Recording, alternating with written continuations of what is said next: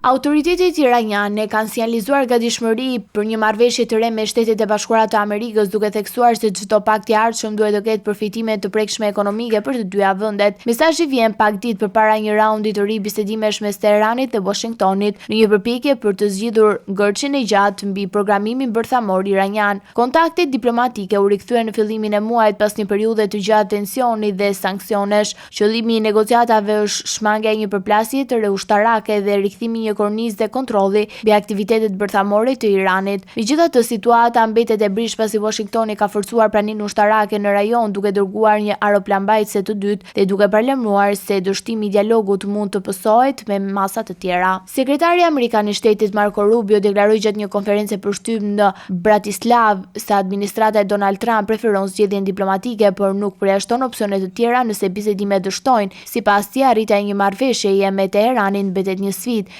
Megjithatë, përpjekjet për kompromis do të vazhdojnë. Nga ana tjetër, iraniani ka alternuar mes retorikës së ashpër të tonit pajtues pas paralajmërimeve se do të godas bazat amerikane në rajon në rast sulmi. Së fundmi, zyrtarët iranian kanë theksuar rëndësinë e bashkëpunimit ekonomik si çelës për një marrëveshje të qëndrueshme. Zëvendës drejtori për diplomaci ekonomike në Ministrinë e Jashtme, Hamid Gambari, përmendi sektor konkret si energjia, fushat e përbashkëta të naftës dhe gazit, investimet minjera dhe tregtia ajrore si fusha ku mund të ndërtojnë interesa të përbashkët. Teherani argumenton se marrëveshja e vitit 2015 nuk garantoi përfitime reale ekonomike për palët dhe se mungesa e këtyre garancive e bëri paktin të paqëndrueshëm. Marrëveshja u godit rënë në vitin 2018 kur administrata Trump u tërhoq njëanshmërisht dhe riktheu sanksione të ashpra duke thelluar krizën mes dy vendeve. Në këtë klim, pasiguria raundi i ri i negociatave shihet si një mundësi për të ulur tensionet dhe për të shmangur një përballje të re në lindjen e mesme, ndërsa diplomacia mbetet shpresa e vetme për një zgjedhje afatgjatë.